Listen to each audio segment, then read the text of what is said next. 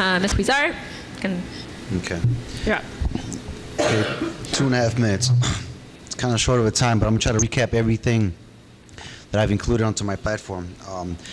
With respect to crime, I want to hire more police officers. But like I said, more specific than that, I want to make sure the strategic placement of police officers stay in their beats. I want to make sure that everybody takes social responsibility, so we have community policing. We can't just expect our police officers to do all the work. We need to, it starts at home. I would like to see emergency posts just like we do on college campuses, especially on our bike trails and our parks. With respect to education, I would love to see an elected school board. I would like to see special needs services here in the 10th Ward. And I want more youth program. Like I said, I want to invest in the youth as much as possible. And it's not every kid is into sports. So if it's photography, sculpting, painting, music, whatever it is, you need to get the resources for these kids. And within economic development, like I said before, that's where my strong suit is. I'm aware of all the tools in the toolbox that it's going to take to revitalize this neighborhood. And I know how to sell corporations to, sell a product. To the 10th Ward, you have an amazing location here, right off the river. That's why I talked about the 3 R's recently. We have the rivers, the roads, and the rails. Zero tolerance for corporations that are willing to operate here with dirty businesses. If you're going to come and put your business here, that's fine, but you know what? Not at the expense of our youth, not at the expense of sacrificing the health of all our constituents. And the lakeside development, I do also believe in the community benefit agreements. We have plenty of blue-collar workers here, plenty of union workers here that can build that new community. So, but not only do you want to, build it, we actually want to be able to live in it. So when we do bring in these new jobs, we need to make sure that, they're union jobs that provide living wages, because we can't all live off of minimum wages. And last but not least, the inclusion. Like I said, open door policy. You need to make yourself more available to the constituents more than just once a month. You need to make sure your hours are in the morning and at night, because not everybody works a 9 to 5. And the communication, I guess, again, we need to break down the barriers. So, like I said, whatever it's going to take to get the word out to your constituents. If you need to have a scrolling marquee outside your alderman's office, then that's what you got to do. Thank you. Thank you. And now we're shifting to the community questions. We received these questions in the email form, and also today, many of the people in attendance submitted some questions. Question number 1, I'm starting with Mr. Martinez. When the street meters were privatized, Mayor Daley gave Alderman a 3-day notice. How would you have handled this? And if you were elected Alderman, how would you handle a short notice from a mayor? Okay, so the first question is how would I have handled it at that time? How would you handle being notified something with short notice? Okay, so basically this, if I don't have the time to review the ordinance or the bill, and I'm not, it doesn't fit the needs of my community, then I'm not going to support it. I'm not going to be pressured by the administration to pass a bill. And in case you guys don't know this, there's a lot of ordinances and bills that are passed in the city council that are not even reviewed by the alderman. I will review that. I did that when I worked at the city council. I did that when I worked in the finance committee. I reviewed legislation. And if it doesn't meet the needs of our community, I will not support it, nor will I allow myself to be pressured into voting for and supporting a bill that does not fit and does not meet the needs of my community. Okay. Olga, same question. Given short notice, how would you handle short notice on an ordinance from a mayor? Yeah, I think that having a very efficient staff is very crucial to be able to address surprises and issues that come up. I think making it a priority, especially if it's something that's going to be harmful to my community, I think it's going to be something that I'm going to have to take action on immediately. And I think a good manager, a good office manager, a good leader is able to prioritize those issues.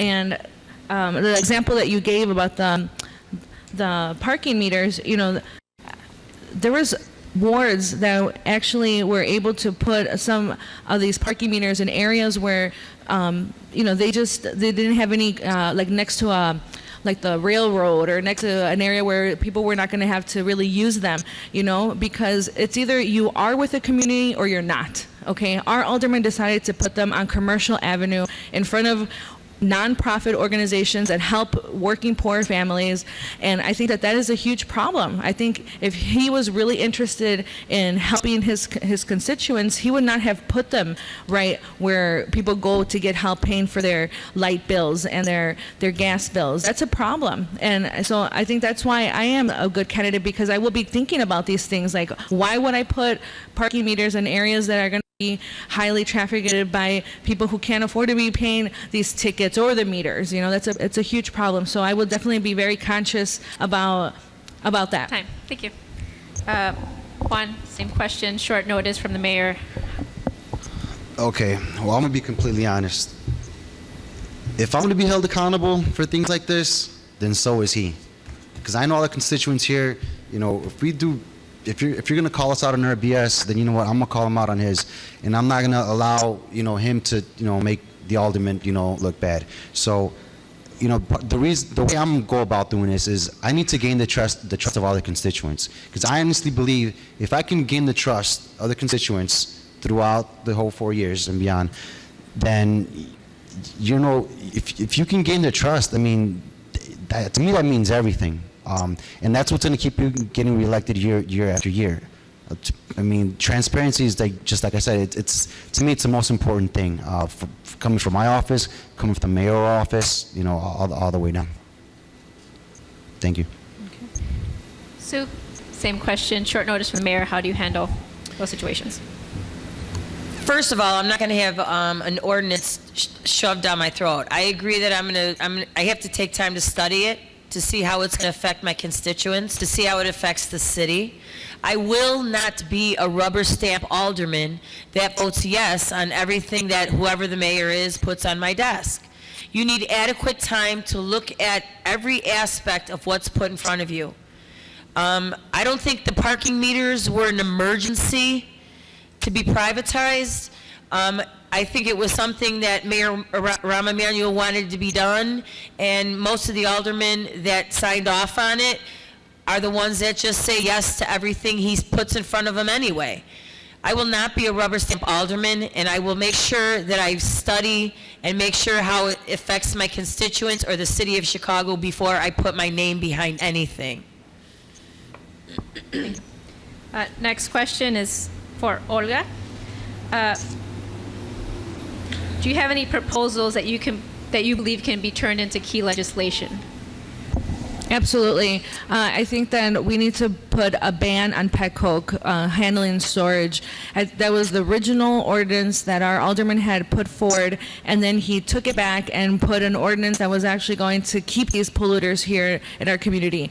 I think that is one of the most important issues of our time here in the southeast side of Chicago. We have a human rights crisis. We don't even know the risk that we've already taken by having lived next to this stuff for the last few years. So I think that one of the things that I'm doing as a candidate is putting up $20,000 of my own aldermanic salary to start to do a health analysis of the community members. We have the highest asthma, the highest autism, the highest respiratory problems, and it's a problem. We have a cancer cluster in this neighborhood, and we need to know why is it normal that so many people have cancer here, that children are being born with brain cancer. That is not normal. We have normalized that because we see it everywhere, and I think that if we don't react and do something now, then we are going to be paying for it for a very long time. Having a ban on pet coke is going to be the first step forward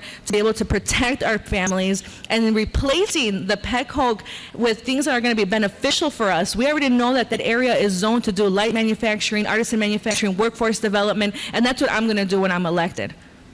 Thank you. Juan. Key legislation. To me, that one's pretty simple. So for those of you that don't know, there are currently 2 inspector generals in the city. One is titled the Legislative Inspector General, and the other one is the City Inspector General. The legislative one was created by City Council. In my honest opinion, it was a joke. It's a waste of taxpayer dollars. The reason I say that is because they gave him no power or his office of 6 people. So you're paying an office of him and his 6 people to try to be Inspector General, and his job is to be compliant. He's pretty much auditing City Council. This city is currently in a budget deficit of $29 billion, and you know it's all corruption. I mean, there's no secret. We have a bad reputation, not only in the city of Chicago but in the state of Illinois, of just being corrupt. There is so much corruption going on here, and that's what's put us in this $29 billion deficit. So what I would like to do is abolish that position of the legislative Inspector General, abolish that one, but give all the power to the city Inspector General, and he's the one that's going to audit the mayor and the city council, and it's going to slowly stop all the corruption, and I think that's going to get us out of that budget deficit of $29 billion. A big part of it is the pension crisis of the cops, the firemen, and the teachers. Thank you. Sue, any proposals that you have that could turned into key legislation? I think that I agree with Olga. I think a complete ban on pet coke is very important, especially to our community. We deserve to live in a neighborhood that has clean air and clean water. I also believe that there should not be speed cameras in communities that are basically, poor communities. It's really economic racism. I mean, we have 4 speed cameras here, and Lincoln Park and Lakeview, I don't think have any.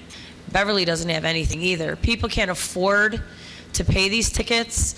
They're $100, and if you don't pay it within 7 days, it goes to $500. Ask yourself, why do we have them here? Is it because they know that people won't rise up and fight back? Is it because they know that people will just pay the ticket and go on? They're too afraid to speak out? I think that we don't need to make money out of speed cameras and red light cameras. I think that there's other ways to make revenue for the city. Mr. Martinez? Yes. Some of my proposals I've already mentioned. The first is the free trade zone specific for the commercial districts here in the southeast side in the 10th Ward to either eliminate or reduce the city sales tax for our local businesses. Also, the project labor agreement would be specific to the 10th Ward. I don't know if you guys are aware, but we've had several rats in the ward, big rats for non-union jobs that the current administration has brought in. We want to make sure that all the major projects that come into the ward are good-paying union jobs, and that local 10th Ward residents are able to get those jobs. Once again, the call for ban on pet coke, I think we're all on the same page with that up here this evening. And finally, working with our congressional leaders, our federal officials, I want to be able to introduce legislation that would limit maritime traffic during rush hour during the week here on the southeast side. For all of us who've gotten stuck at the bridges on our way to work, I believe that this is something that we can do. Thank you. Okay. Next question for Juan to begin. What type of network do you have? Expand, what type of background do your go-to people have? These are people who can help you carry out the projects throughout the ward. Okay. My network actually is probably one of the biggest reasons why I did decide to run. So the saying goes, tell me who your friends are and I'll tell you who you are. Or at least pick out your top 5, and it's a pretty, who you surround yourself around, says a lot about you. And I'm not talking about your family. Your family, they're there because they have to be. I'm talking about the people that are there because you choose to keep them there. Working on my campaign, honestly, I have an amazing team. They all bring something to the table. We have attorneys on there. I got an IT person, veterans, people who come from business background, someone who helps develop curriculum for CPS. I'm not an expert at everything. No one is, but I'll tell you what, I do have a team of experts, and they're helping me devise everything that I'm bringing to the table. My performance is going to be just as good as the people I surround myself with. Because, like I said, I'm not an expert at everything. I'm trying to be a jack of all trades, and in essence, with this position, I'm just trying to be a voice for the community. Whatever you guys want, whatever you guys say, I'm your representative within City Council. That's what my job is. And yeah, that was pretty much it. Thank you. Okay. Sue? In the 20 years that I've been working with CPS, I have a vast network of people that I can go to help get things done. But I think the biggest network that I have are the members of the community. I have people from every single neighborhood in this community that I can go to that will help implement projects that need to be done. Like I said earlier, I'm a member of Chicago Communities and Schools. They network with 180 agencies in order to implement jobs and facilitate programs for youths, families, networking, whatever you're looking for, you can go to them, and they're free of service. They're free of charge. So my network isn't just the people that I work with. I have 33,000 members in the Chicago Teachers Union, and I've worked with every single school within the 10th Ward. So I know people from the Bush all the way to Hegwish.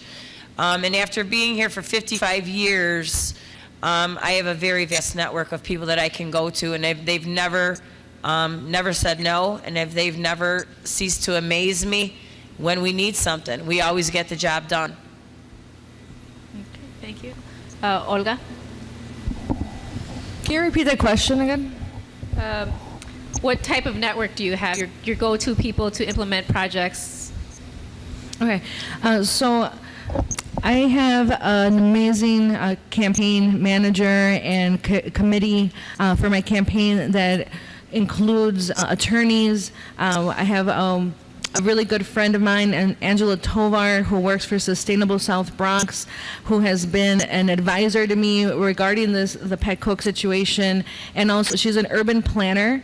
And my friend also Raquel, who is an architect and who is also in urban planning, and actually is very interested in helping us not just kick the pet coke out of here, but also replace it with something that's going to be beneficial.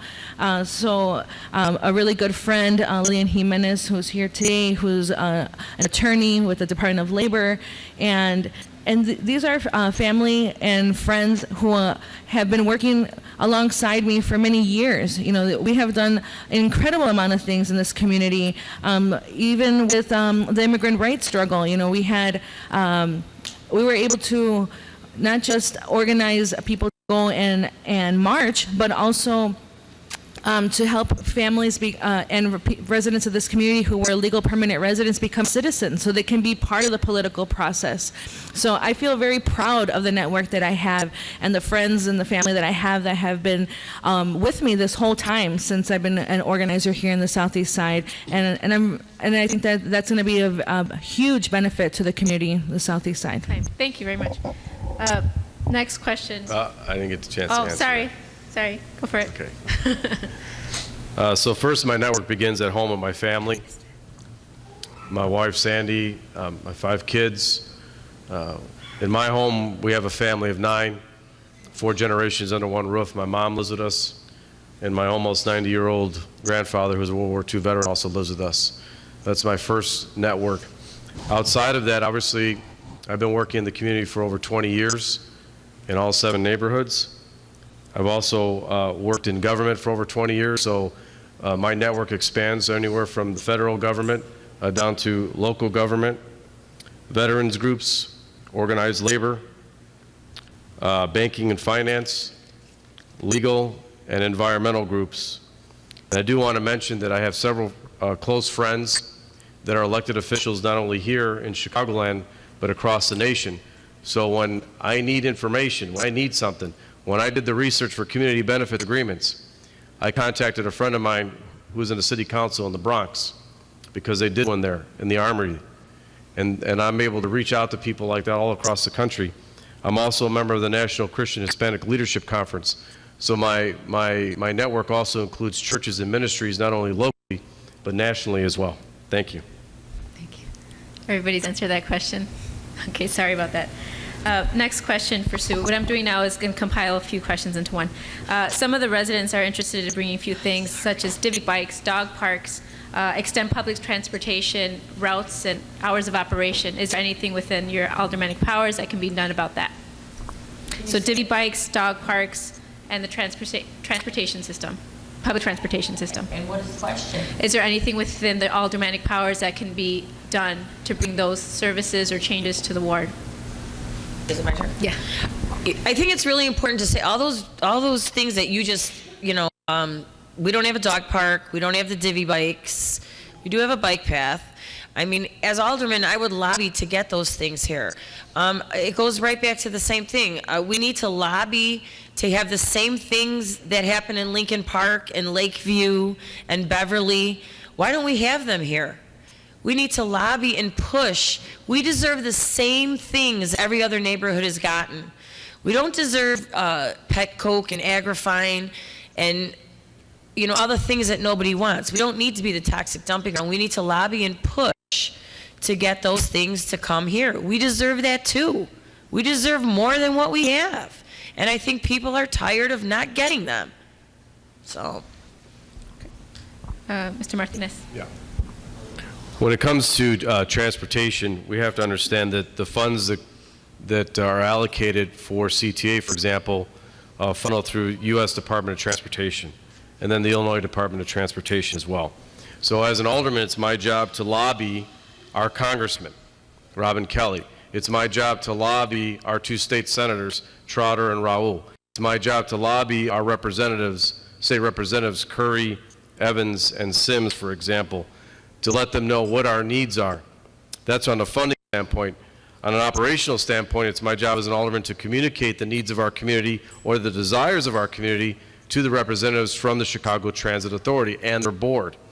And that also includes when they have their budget hearings, for me not to come alone, but for me to come with my constituents to those budget hearings so that they just don't see me, they see we. They see me and our community, so that we can advocate collectively for the resources and funding for the things that we need, which we all know this is a transportation desert out here, all right? We also know that there's talk of an expansion of the Red Line all the way to 130th Street as well. So these are things that an alderman unfortunately hasn't done, but things that an alderman can do. Olga, same question. I think that you have to want to do it. You have to have a leader who actually has the best interests of the people and of the constituents and the people who live in the area. And I think that in order to be able to bring these kind of services, we do need to be an organized community. Nobody can do these things alone. And that's why I feel that the skills that I have that I can bring to the table, these organizational skills, these community organizing skills, is going to be extremely crucial for us to be able to get these kind of services down here. So I think having advisory councils on this situation of a transit desert that we have here in the neighborhood is extremely important, because when they cut the 106th Street bus several years ago, a lot of families that were working cleaning the hotels and cleaning the offices downtown were not able to get to work anymore, and that hasn't been remediated yet. That's still the situation. The 30 bus, it runs like every hour. I used to take the bus. I love taking public transportation. If I don't have to use my car, I don't want to use it. But in South Chicago, you have to. If you're 16, it's almost like a rite of passage. You get a car because the bus situation here is so terrible. So I think having divvy bikes, dog parks, dog beaches, those are going to be things that definitely can come to this community. I don't want it to be 30, 40 years from now when lakeside development comes up. I think those are things that we deserve to have now. Thank you. Juan. Okay. Before I answer the question, can I ask, was that one of the ones I was asked by one of the people in the audience? Yes. Okay. See, I'm glad you said that. Okay. The reason I asked that question was because a little while ago, I was speaking about the $1.3 million that's titled the many money that's awarded to the alderman. And we also spoke about participatory budgeting. And we also spoke about transparency. Now, like I said, you have this lot of money, the 1.3 million, to spend, at your disposal. But what better way, who better to choose how to spend that money? And in all those projects that you listed earlier in the question, you can tackle on so many of those. Obviously, you can't tackle on all of them, but by holding, meetings, town hall meetings for your constituents to say how we're going to spend this money, the participatory budgeting, you can have a meeting like this today, and you can submit all your ideas, put them on a piece of paper, and then you can vote on them. You vote on them, the top three, they're the ones that are going to get the funding. So that's how you're going to allocate your funds. Like I said, you're going to win the trust of people that way. You just hold town hall meetings, ask them what they want, and then just deliver. That's what you're there for. You are the representative for the people within city council. Thank you. Thank you. Next question, Mr. Martinez, start. What feasible steps could be taken to ensure there will be equal police patrolling in all sectors of the 10th Ward during daily rounds and non-emergency situations? Well, that goes back to what we talked to before about being able to identify and allocate the necessary resources to hire the additional police that we need to hire. To answer your question, we're not going to be able to do that under our current situation.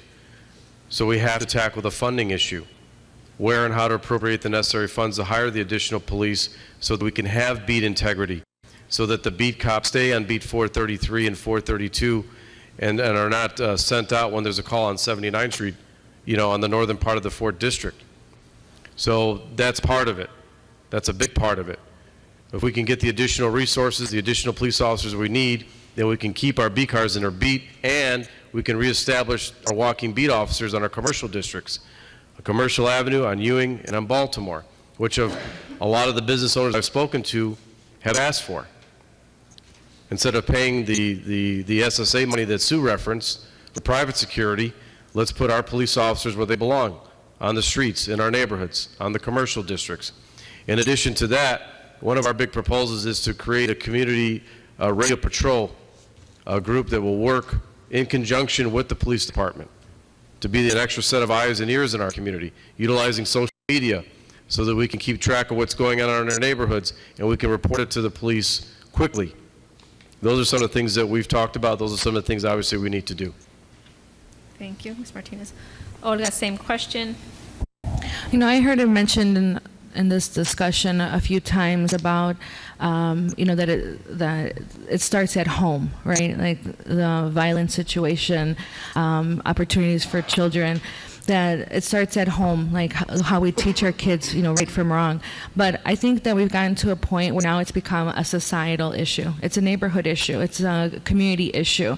So I think that I don't think that we should push the buck on parents, but now I also don't think that putting more police officers on the street is going to be the answer to these situations. I think what we need is more opportunities for youth so that they are not on the street, so that we don't need cops.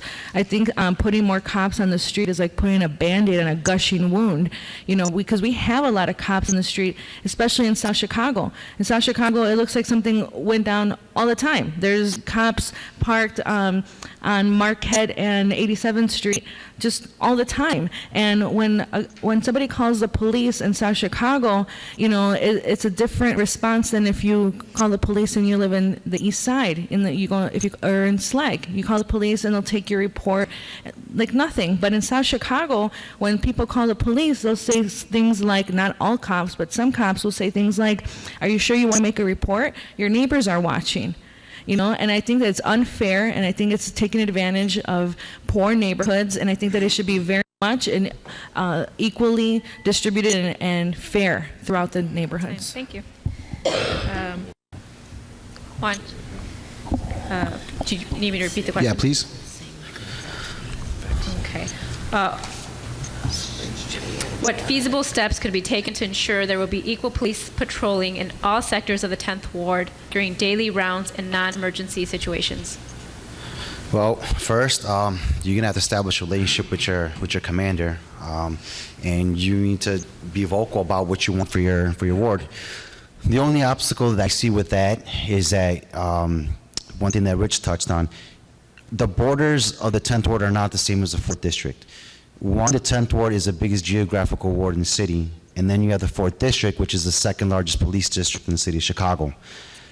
because the borders are not the same, it makes it difficult sometimes. Where our 10th ward extends to 83rd Street on the northern end, your 4th district goes all the way to 75th. So lots of times you do have a lot of cops going to the northern end, and unfortunately, there are cops that you would hope that stay within their beats. And like I said earlier before, that's the strategic placement of cops is very difficult, but it needs to be done, and especially in the 10th ward because we are surrounded by bridges and train tracks. Our response times at times are poor, and it's because, like I said, if you're down on a beat car because he got pulled away from his beat for whatever reason, you have the sector cars also, which are like the floaters. You need to assign a sector car to that beat ASAP, because if something goes down and you leave it unmanned, and your response time is gonna be pretty poor if that bridge is up or if the train is going on. So, yeah, it's very crucial, the strategic placement. I'm a big advocate for that. Of course, asking for more police officers, but more importantly is the strategic placement. Time. Thank you. Sue? Okay. I think that we need to work with the 4th District and the commander to form better relationships between the police and the community. Right now, especially in today's society, a lot of people don't trust the police. There's a lot of racial profiling going on. It's in the news everywhere. We need to form the constituents in the 10th ward and the police need to form a better relationship, right? And I really do believe, to go back to the old days of the beat cop, the guy that was on foot that everybody knew. I really believe they know the guy, they trust the guy, they can tell him. We need community policing.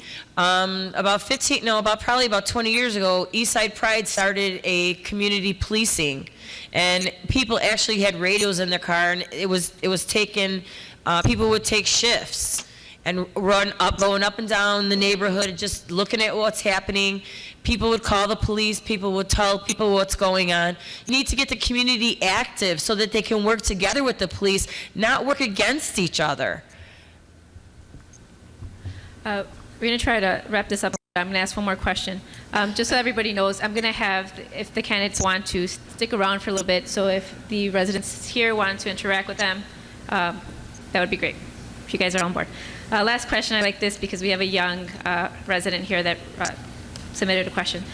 My name is Manny Benitez. I'm a senior at George Washington High School.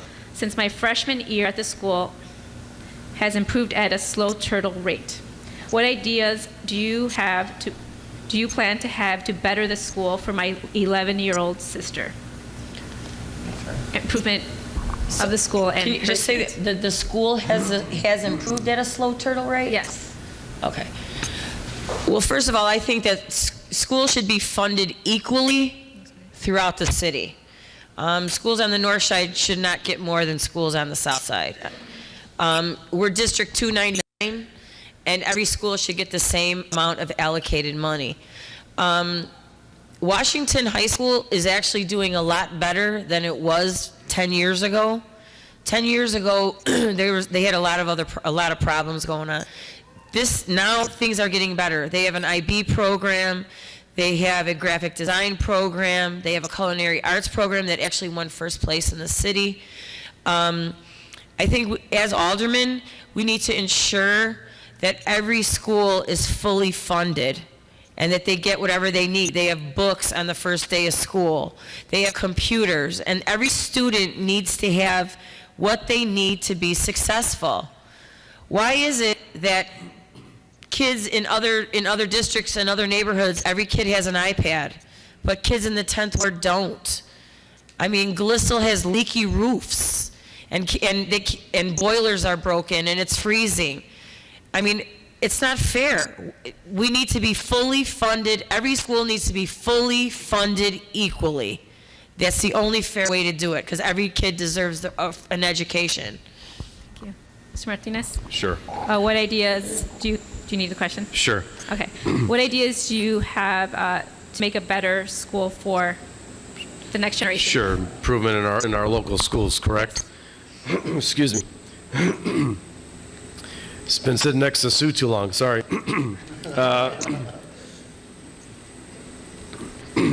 I had mentioned earlier that I'm proposing a moratorium on all public funding of charter schools.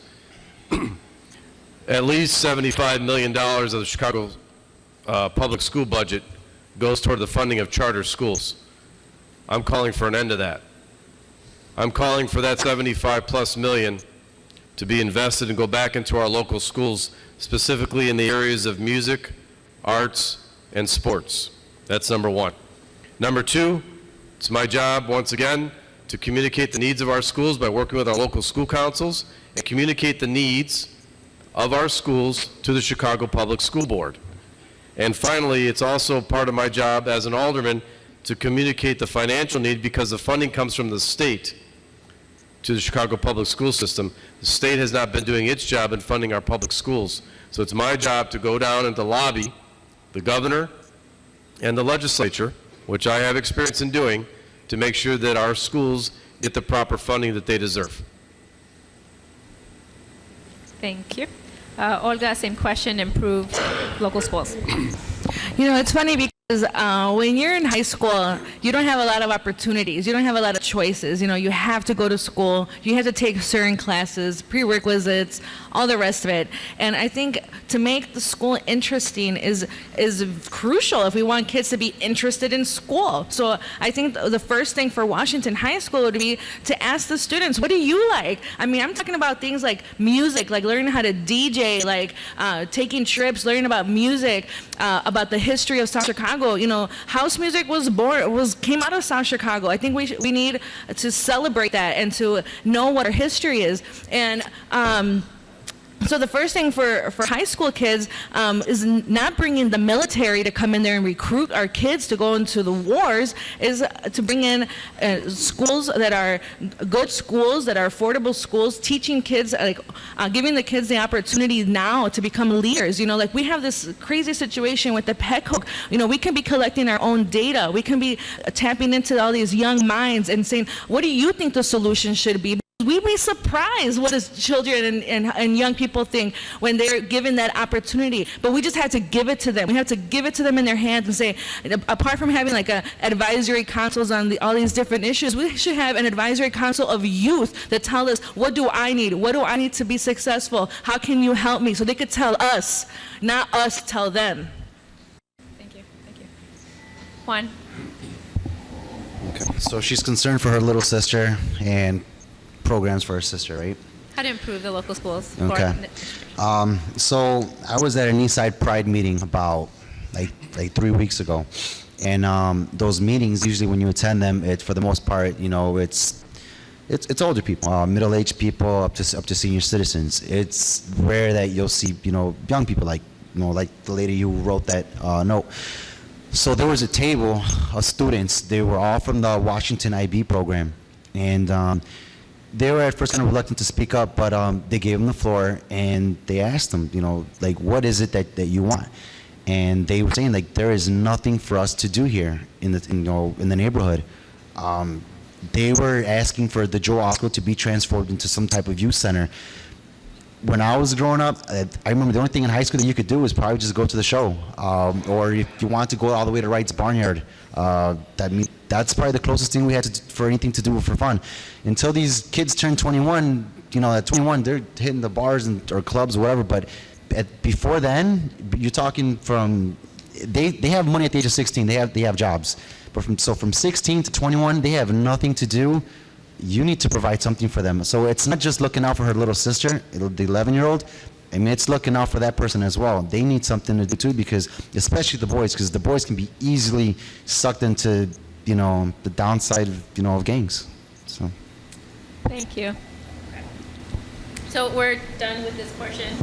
I just want to thank you guys. You guys are amazing, and everyone here was extraordinarily respectful, and it was great. I just wanted to thank, again, everybody for coming. I wanted to specifically thank my uncle. This is his facility. There have been some questions about the rental facility, so if you want to talk to him, he's back here by the door.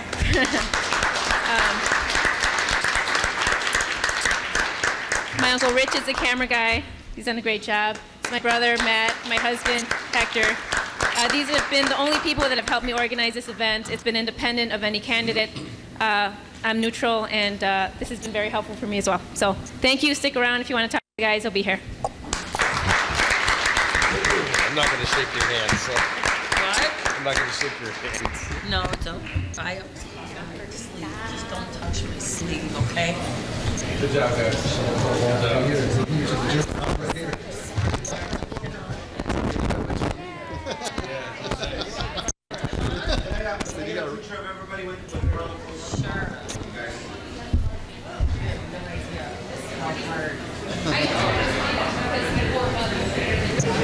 Got us all? I don't know how to do the face. I'm not Wait, let me get on this side. Is this okay? You're not a good poser. Somebody said tickle her. Pinch Perla. No. Thank you, Perla. Hold on, one more, I really appreciate it. Sorry, thanks. Thanks to you guys for coming. It was awesome. Good job, guys. Yeah. Yeah.